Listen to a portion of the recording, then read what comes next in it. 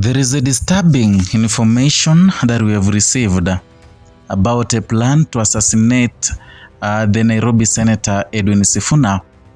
An information that was given by the former Deputy President Rigathi Gachagua, who said today while advising Edwin Sifuna on how he should handle himself to avoid being assassinated. It was a simple statement that was given by Rigathi Gachagua, but when we think and also do a deep analysis into it, we realize that there is so much in the statement that was made by Rigathi Gachagua than you think. Today, while attending Kanini Kega's mother's burial, the Linda Mwananchi team led by Edwin Sifuna, Godfrey Ososi arrived. Pauline Njoroge equally was there, and they arrived at the burial ceremony. And here, Edwin Sifuna gave his speech and asked for permission. He went because he was using a helicopter, and he said that the weather was not good, and they were advised, to go or to move out of that place earlier enough to avoid the weather conditions. So when Rigathi Gachagua stood, he spoke with a lot of concern, a concern that a concerned father can tell a son out of love. It was something that many people have been brainstorming so much, and it has raised a lot of discussions and also debates across social media platforms and all other, TV platforms. Because Rigathi Gachagua said, "We will work with the Sifuna and his team. I have told him to stop using helicopters, and I advised him to use cars like the rest of us. Do you think it's because we cannot afford helicopters? No, it is because we might be killed up there." Before I say anything, I want you to listen to this, because you may think I'm forming this up. And as much as Rigathi Gachagua said it in his native language, Kikuyu, just listen. I'll do a deep analysis afterwards. Na imwana icio ciuma haha ciĩtagwo Sifuna nĩtũkũruta wĩra nao nĩguo. Yes. Na nĩndamwĩra atige gũthiĩ na ndege, nĩndamũkania athiagĩre gũkũ thĩ ta ithuĩ. Mũicĩrĩrie ithuĩ nĩ ndege tũtangĩhota kũgũra, tũgũgĩ ũcuhũrwo kuma igũrũ, kana tũtigũcuhũrwo. Nĩndamwĩra mwanake ũcio ndamũtara, ndamwĩra tondũ mwanake mũnini na wĩna igweta mũno Kenya, na andũ aingĩ nĩ marakwĩhoka na bũrũri ũyũ nĩ ũrakũbatara. Karũĩgĩ kau ũrathiĩ nako we ũtigane na kĩ?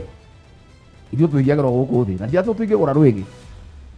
Rwĩgĩ no tuoe na tũthiĩ, no bũrũri ũyũ ũratũbatara, na twĩna mũtumia na ciana. Ndera mwanake ũcio ndamwĩra wĩ mwanake mũnini na twana tũnini, tigana na ndeto icio. Nĩndamwĩra kandi ndamwĩra ũru, rĩu niĩ ndĩkĩrĩ mũthuri wĩra wakwa nĩnguona kabere, nĩngũrora ũguo ngona gatuma ngaigua ndĩrona gatuma. Kandi augĩte ndĩrona gatuma, ndaugĩte ndĩrona mwanake ya wa iara. Now, from what you've heard, that is Rigathi Gachagua speaking in native language. And whatever he said is what we are talking about here. He told Edwin Sifuna to avoid using helicopters, because it is not that Rigathi Gachagua is poor. It's not that Kalonzo Musyoka is so poor that they cannot afford to use helicopters. It is because they can be killed up there. Rigathi Gachagua is someone with a lot of intelligence. He worked with William Ruto in his government as the deputy president. He has a lot of friends in the circle of William Ruto who tell him stuff, who tell him things. And whatever he said today, it means that if Edwin Sifuna, does not listen and go on using the helicopter, something can happen the same way it happened to Johana Ngeno. That is exactly what Rigathi Gachagua meant. And I remember recently equally he said the same, saying that he knows what happens in Kenya with helicopters, and that is why he has never used the helicopter. He only he said in Kiswahili that he anaenda chini chini tu kama nyoka. He doesn't use helicopters. So this is an advice that Rigathi Gachagua gave to Edwin Sifuna. And equally, during this funeral, everyone was talking about Sifuna, telling Sifuna, you know, they need to join together and, you know, they get out William Ruto from office. And they said, everyone is saying that this one is only achievable if the opposition is united.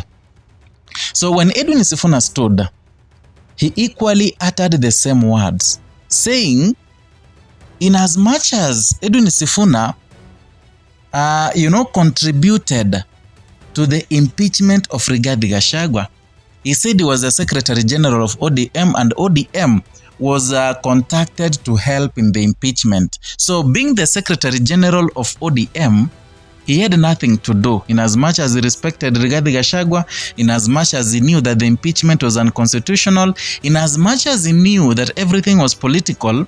He had nothing to do. He also wanted ODM party to be in government. He also wanted some places, you know, some positions for the ODM members.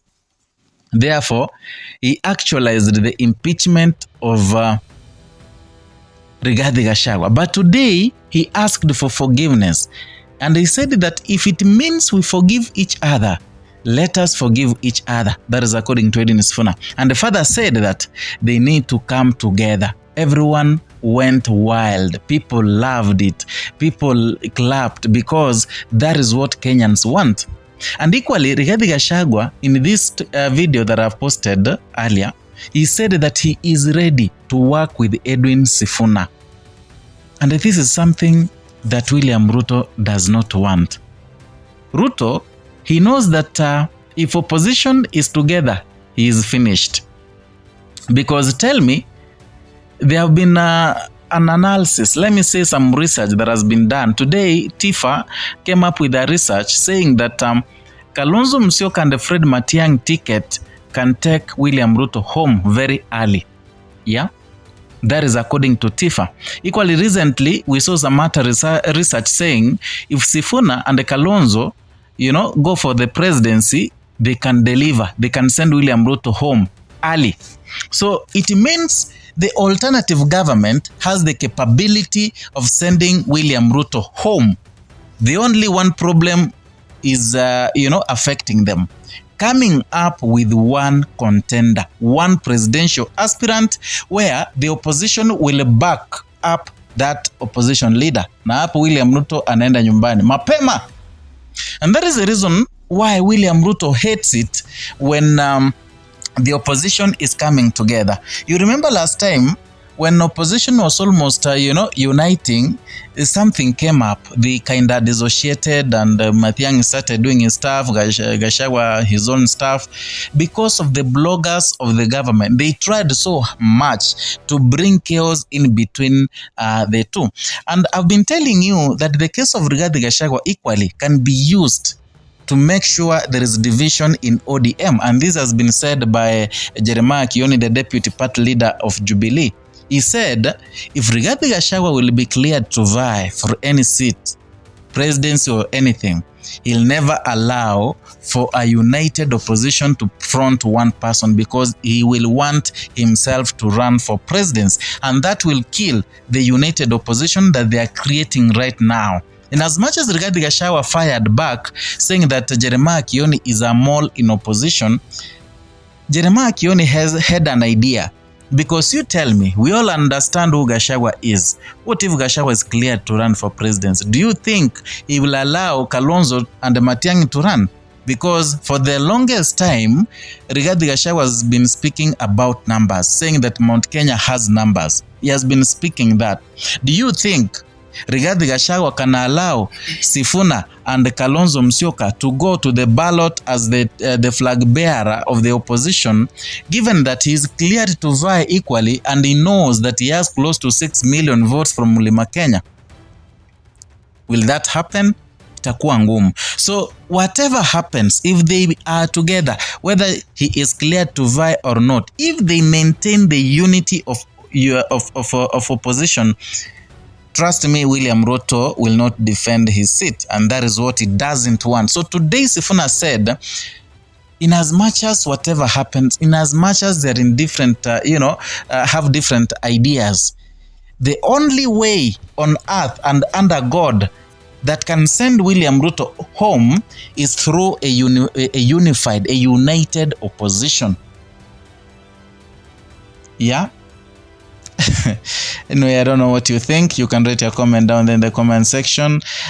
Hit me up. I'll respond to every comment, and perhaps we can have a debate. It can form a basis of whatever we're going to talk about in the next video. So if you are new here, consider subscribing, like, and sharing our content. Hit the notification bell so that you can be receiving notifications each and every time we bring you a new content.